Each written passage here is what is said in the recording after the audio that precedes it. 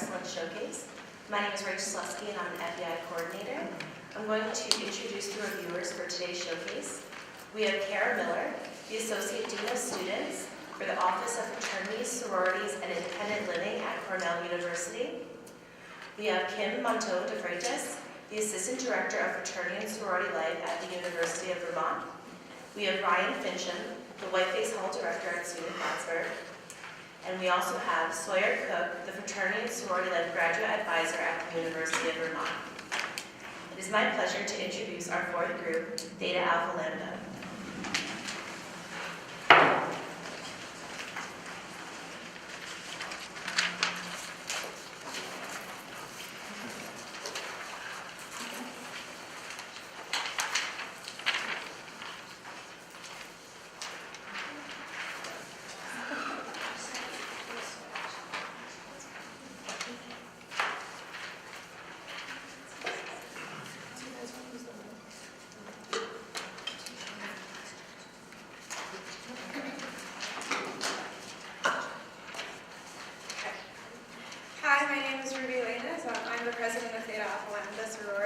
Theta Alpha Lambda is a local sorority here at SUNY Plattsburgh, meaning we're the only ones that exist in all of America.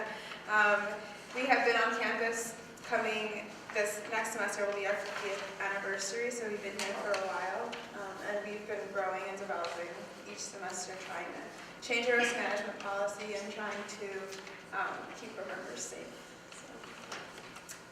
My name is Kelsey Borsina, and I'm the first Vice President of Theta Alpha Lambda. I'm in charge of standards for our sorority. I'll be talking about the standards and how they have changed and developed in the past semester. As part of the Greek life community, it's important to our sisterhood to maintain the ideals and values that we hold dear, but also the Greek life community as a whole holds dear. Our rules and regulations and programs, including standards, haven't changed that much. They've stayed pretty consistent in the past year. But those few changes that we've had made in the past few semesters are directly related to the showcases that we've been fortunate enough to take part of on this campus. The first thing we have changed in our standards program is that our sister accountability is no longer a punishment system. When our sisters make a mistake, we want them to learn from them, so we give them consequences that are directly related to their actions. We've also made big changes to our risk management policy and the big 4 values here on campus and incorporating them into our programs. For our risk management policy, our sister safety is our top priority. So we've revised the risk management policy not only for the amount of alcohol which is allowed to be consumed at a mixer, which was not consistent, so we made it consistent. We worked with the alcohol advisor here on campus to make that consistent. We've also added sections on fire safety when you're out of place to recognize where the exits are and what you would do if there was a fire. Sexual assault and harassment for our sisters to recognize what it is, how to intervene when it happens if a sister is uncomfortable. And designated meeting areas if something were to happen, such as if a mixer were to be canceled and abruptly we would meet somewhere afterwards so we can make sure all of our sisters are safe and accounted for. And we also have a list of information before every event of where our sisters are going after the event, so in case something happens, we know, well, this is where they were supposed to be going, this is where we thought they were going, so let's start there if they go missing or something like that. We've upped our sober sisters at events. We try and keep it for 2 for every 10 sisters in case a sister has to leave and a sober sister has to take them. There's still 1 at the event. And each week, these policies are reviewed during our weekly chapter meetings. And then the Big 4, we've added into our organization. We have random testing on the Big 4 for our entire organization based on when our president wants to test us. So they're surprising. We come into chapter and it's, hey, we have a test on the Big 4. And then we go over the statistics of what we got wrong and what we got right. We've also implemented our Big 4 into our new member program, where our new member educator will start teaching them from the beginning of the program all the way to the end of the program consistently, because we believe it's important for our new members to not only learn our values and ideals, but also the Greek life community, because they're not only going to be a new member of our organization, but also Greek life as a whole. So again, I'm Ruby, I'm the president and philanthropy. So I'm going to talk about performance today. So for performance, there's 3 things: community service, philanthropy, and scholarship. So for community service, sisters are required to do 20 hours of community service a semester. And throughout the semester, they send in their hours to our community service chair. And every semester, we also have at least one community service event with another organization. We also go to the Project Help office and ask if they need help. So for example, this week we're doing Day of Caring. In the past, we've worked at shelters, we've worked at soup kitchens. And then we also allow sisters to do community service at home. That way that they're also involved not only in Plattsburgh, but in their local communities as well. For philanthropy, we didn't have any. Our philanthropy is Stop Domestic Violence at Clinton County, so that's a local organization here in Plattsburgh. And we've had philanthropy events in the past where we used to do a day auction, but we did a philanthropy showcase last year, and we decided that doing a day auction goes against domestic violence, so we stopped doing that. And we changed our philanthropy event to a dance-off. So this semester was the first time we did it, and we paired up with Sigma Delta Tau sorority, and we did our first dance-off, and it was a pretty good success, and we were really proud of the outcome. Since we were focusing a lot on changing our event, we haven't had many. So besides the dance-off, we also had a volleyball competition with Alpha Delta Phi Society, and then we did dorm storming. So for philanthropy, we try to do events with other organizations as well, because we want to increase our bonds with other Greek organizations. And doing events with them, I think, also helps us. We raised about $300 to $400 this semester alone. So we aren't meeting our goals of $900, but we are proud that we were able to change, and we're not upset about the fact that we couldn't raise enough money. We also have sisters trained with Stop Domestic Violence, so they do a 15-hour training for learning the signs of domestic violence relationships and learning how to help and intervene. And then we have sisters volunteer at Stop if they are interested, so they can work the helpline, they can do daycare, they can work at the shelters. For scholarship, sisters are required to do 8 study hours a week, and our scholarship chair this semester was really awesome. So she's using Google Drive now, and she made a folder for each sister, and each sister just updates their hours each day of what subject they're studying, how many hours they're studying, and she keeps up to date with that. And sisters are always in the blue room, which is a room right over here, always studying, or in the library. And we have a Facebook page where we just post what we're doing. Most of the time, people are studying, so that's what sisters just meet up and study together, and that encourages us to do more hours. Hi, I'm Allison. I am a new member as of this semester, and I guess I'll be talking about involvement. So far, from what I've seen in sorority, we are extremely involved in things on campus.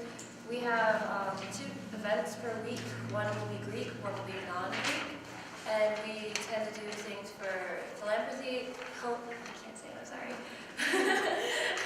You guys know what I'm saying, but for that, and then for educational reasons, so we will look to different organizations and see what they have to teach us about different things such as diversity or domestic violence. And, we're encouraged to go to all of the events on campus. Some of them, if our president deems them very important, she'll make them mandatory, which I think is a good idea for all of the sisters here in our organization. And for off-campus, we tend to keep in contact with a lot of our alumni. I've seen alumni at almost every event we've held so far this semester, which is pretty encouraging, and we reach out to them with newsletters and Facebook, and we keep connected as best we can. My name is Danielle. I am the Inter-Sorority Association representative for our organization, and I'll be talking about development. So we've signed up for as many showcases as we can, besides the Chapter of Excellence showcase. We presented at the Risk Management Showcase, and we are presenting the new member showcase this Thursday. We really want to get a lot of feedback on our program. Like we said, we are a local organization, so we want to keep ourselves, we want to stay on campus, and we want to improve as best as possible. We really appreciate hearing what other people have to say about what we're doing and how we can improve. And we require all of our sisters to complete the FEI each month, and if they don't, they're brought to standards, so we do take those kind of things very seriously here. Hi, I'm Jen. I was the new member educator this semester, and I'm also the accreditation chair, and I have been for last semester and this semester. So today I'll be talking about our goals, and I gave you a sheet that says basically what we've done and what's in progress. So we talk about our goals at the end of the spring semester, and when we're making them, we change them, increase them, decrease them, depending on what our sisters need or how successful we were in the past. So if we see that something was just too much, we decrease it so that we can work towards our goal. As accreditation chair, I update the sisters about once a month on which goals we have completed and which ones we still need to complete, and I have like a poster board that I bring to chapter. So that way we know which ones we need to focus on the most. And then a lot of the goals fall under certain positions, so I update the positions on what falls under them so that they can help work towards the goals.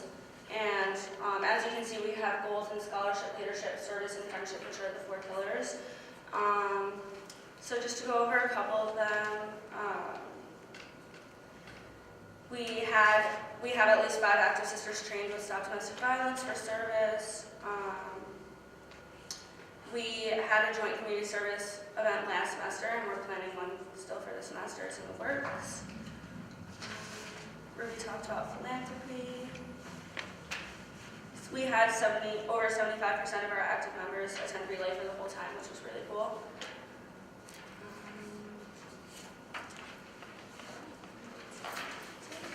Through them.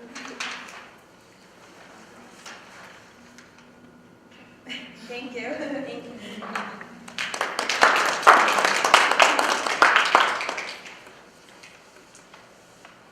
We're going to start the question portion of the showcase.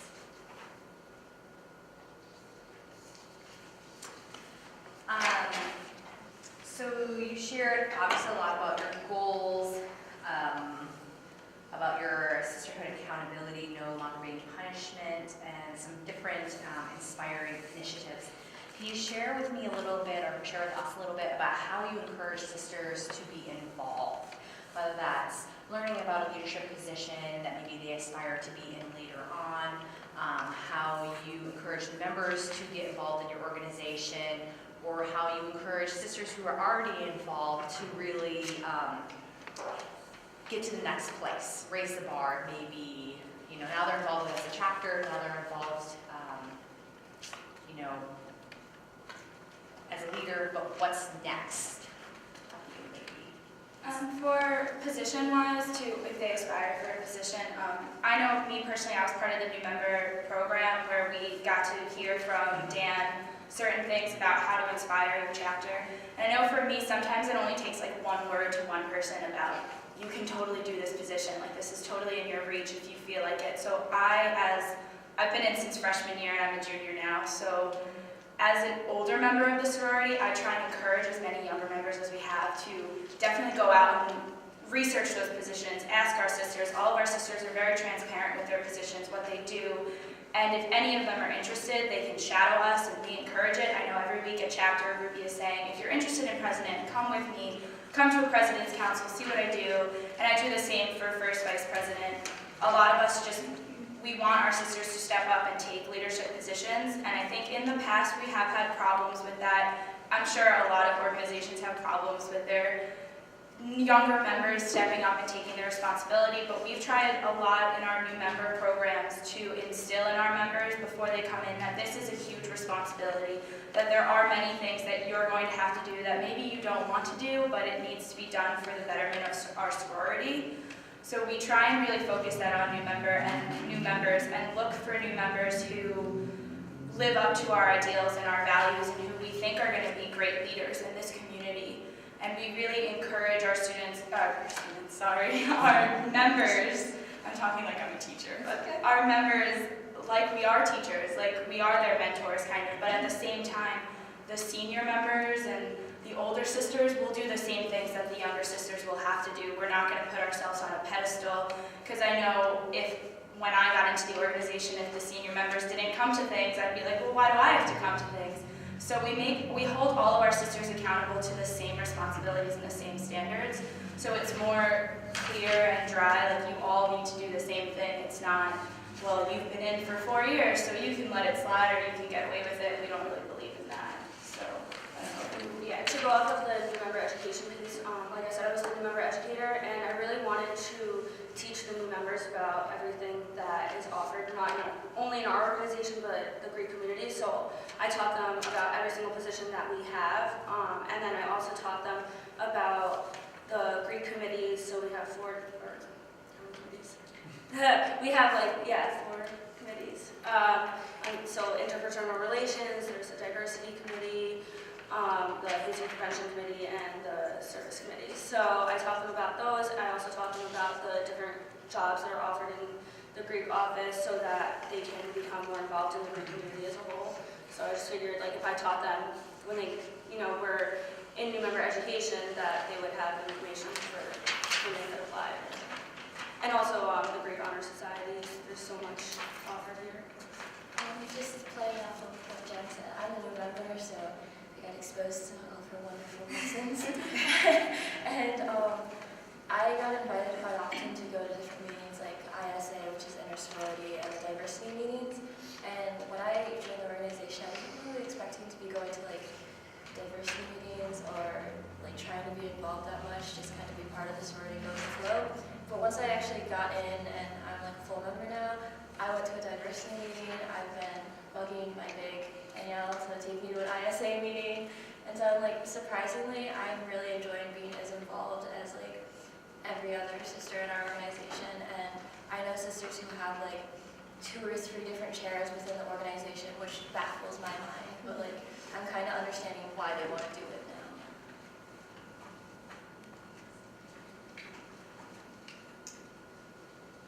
Are there any more questions?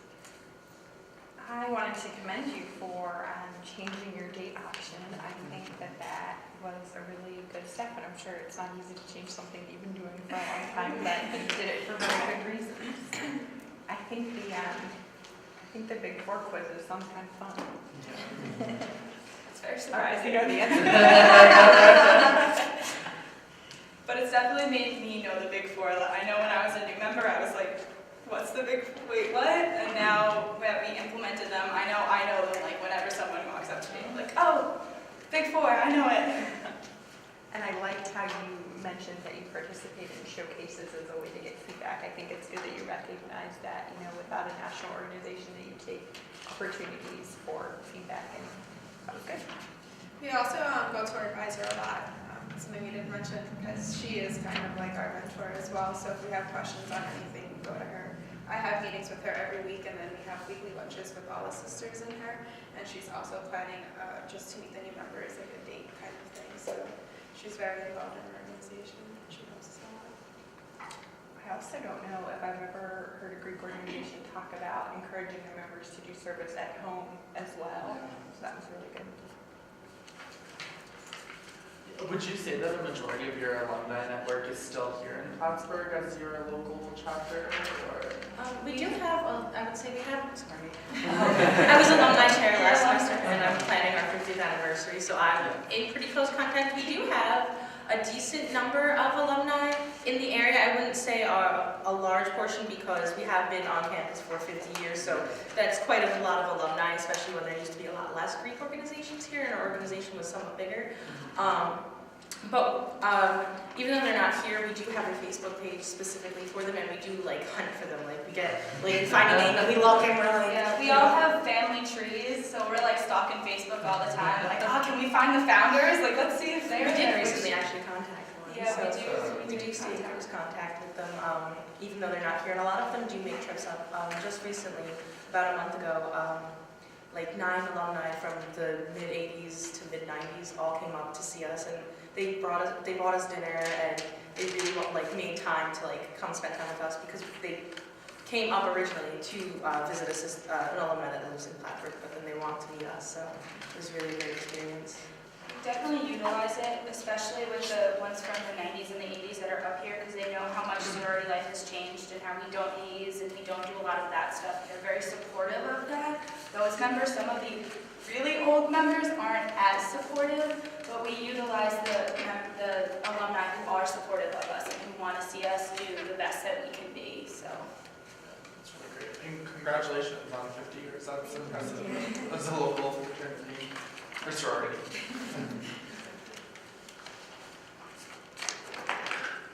Any more questions? Thank you for coming today. Thank you.